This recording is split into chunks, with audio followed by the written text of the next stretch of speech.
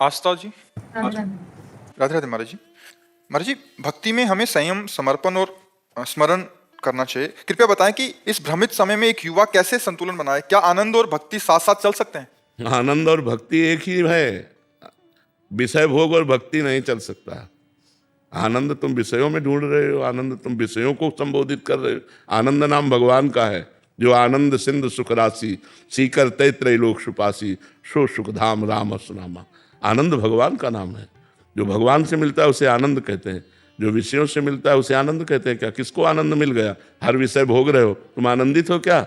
हर समय जलते रहते हो, ये चिंता ये चिंता, ये शोक वो शोक, हजारों बार जिस भोग को भोग चुके फिर उसे भोगने की इच्छा। आनंद है, आनंद एक बार प्राप्त होगा तो तृप्ति हो जाएगी। आजकल के युवाओं की सोच है कि एक बार जिंदगी मिली है, सब कुछ एंजॉय कर लीजिए। हाँ तो एंजॉय कर लीजिए, नरक में भी एंजॉय करने के लिए तो आपकी सर्टिफिकेट तैयार हो रही। मनमानी करोगे तो यहीं जेल चले जाओगे, तो मनमानी आचरण करोगे, एंजॉय करोगे तो नरक है। शास्त्र विरुद्ध आचरण करोगे तो नरक है, भोगना पड़ेगा। अब मनुष्य शरीर मिला है, इंद्रियों को संयम में रखकर पाप कर्म ना करते हुए, भगवान का भजन करते हुए, अपने कर्तव्य का पालन करते हुए, समाज सेवा करते हुए, माता पिता की सेवा करते हुए अच्छे बनो। ऐसे नहीं कि तुम मनमानी आचरण करते रहो, मनमानी भोग भोगते रहो, मनमानी पापाचरण करते रहो। इसलिए मनुष्य शरीर नहीं मिला, मन को मारने के लिए मनुष्य शरीर मिला है, मन को विषयों में फंसाने के लिए नहीं मिला है। जी, दो सोच है इसमें महाराज जी। अभी क्या भक्ति का आनंद क्या होता है ये तो पता ही नहीं है महाराज जी। पहली बात तो संसार में विषयों का आनंद है, वही जो सुख मिल रहा है उनको तत्कालिक उसी के आनंद मान रहे हैं। इसलिए महाराज जी बहुत भ्रमित हो रहे हैं कि क्योंकि ये सुख का बारे पता ही नहीं है, आनंद के बारे पता नहीं है, उसमें तत्कालिक अगर इसमें सुख होता तो आप लोग तृप्त हो जाते। क्या आज तक तृप्त हुए? क्या आप विचार करके देखिए, क्या तृप्त हुए? मन शांत हो गया आपका? मन अब कहने लगा आपका चुनाव न चाहिए मोरे? कुछ देर के लिए तो हो जाता है महाराज जी, फिर कुछ देर के लिए नहीं होता। वो कुछ देर के लिए कामना शांत होती है, उसका सुख होता है, भोग का नहीं होता। जैसे हमारे अंदर भूख लगी और भोजन पा लिया तो भूख की कामना शांत हो गई, तो थोड़ी देर के लिए वो शांति से मिली, दूसरी कामना जागृत हो गई, तीसरी कामना जब तक समस्त कामनाएं का त्याग नहीं होगा तब तक शांति और आनंद की प्राप्ति नहीं होगी। नहीं, तुम्हारी बात क्या है? जिनके पास भोगों का साम्राज्य था वो भी अतृप्त रहे, वो भी तृप्त नहीं रहे। महाराज ययाति ने अपने पुत्र की जवानी भोगी 1000 वर्ष लेकर, तब उन्होंने लिखा कि भगवान से विमुख पुरुष को संसार की समस्त स्त्रियां, जौ, धान्य, संपत्ति सब दे दी जाए तो भी वो तृप्त नहीं होगा, क्योंकि भोगों में सुख नहीं है। अगर सुख होता तो आप लोग हो सुखी हो जाते ना। कहाँ सुख है? अभी तो सुख की खोज कर रहे हो, नहीं कर रहे हो?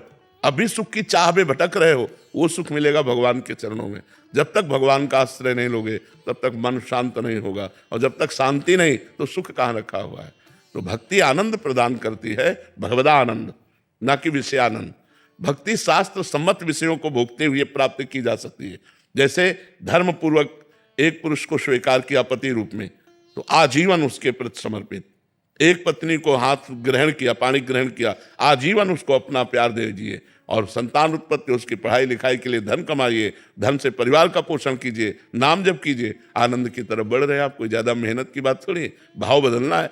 अब पराई स्त्रियों से गलत आचरण करो, शराब पियो, मांस खाओ तो नरक जाओ। सब तो ऐसा ही कर रहे हैं। हाँ तो नरक जाएंगे सब। तभी तो हमने कई बार आपको सुनाया है कि ब्रह्मा जी ने सतयुग, त्रेता, द्वापर, कलयुग चारों को बुलाया और कहा हमने नरक बनाया है, तो नरक में भी कुछ लोग जाने चाहिए। तो सतयुग ने कहा हमारे राज्य में नहीं जाएंगे, त्रेता ने कहा हमारे राज्य में नहीं जाएंगे, जैसा बड़े भैया चलेंगे वैसे ही हम चलेंगे।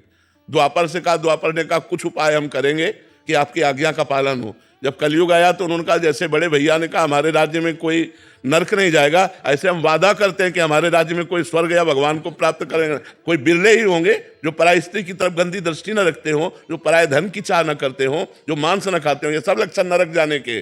त्रिविधम नरकस्येदम द्वारम नासन मात्मनः कामः क्रोधा तथा लोभा तस्मादित्यम त्यजेत। ये नरक के द्वार हैं, काम, क्रोध, लोभ, मद, ये सब नरक के द्वार हैं। मनमानी आचरण करोगे तो फिर भोगना पड़ेगा। अभी तो छूट है, जो मन आवे सो कर लो। पर जिंदगी तो एक ही बार मिली है ना, अनुभव नहीं होगा तो कैसे चलेगा? हाँ तो जिंदगी का क्या? मर जाने के बाद सुअर कुत्ता बनोगे तब क्या अनुभव रह जाएगा इस जन्म का तुम्हारा? अनुभव तो भगवान का करो जो सदा सदा के लिए बना रहे। इसका कोई अनुभव होता है? तुम्हारी सोच कितनी? माँ के गर्भ में 9 महीने रहे, 1 सेकंड का भी अनुभव है? हमें बताओ। हम लोग सब माँ के गर्भ में रहे 9 महीने, 1 सेकंड का भी अनुभव है? वो बुद्धि है जो इसी जन्म के अनुभव को भुला दे रही। क्या अनुभव कर लोगे? अगर भगवान का अनुभव नहीं हुआ तो विषयों का अनुभव तो विस्मरण कराने वाला है। इसमें कौन सी सात्विकता है?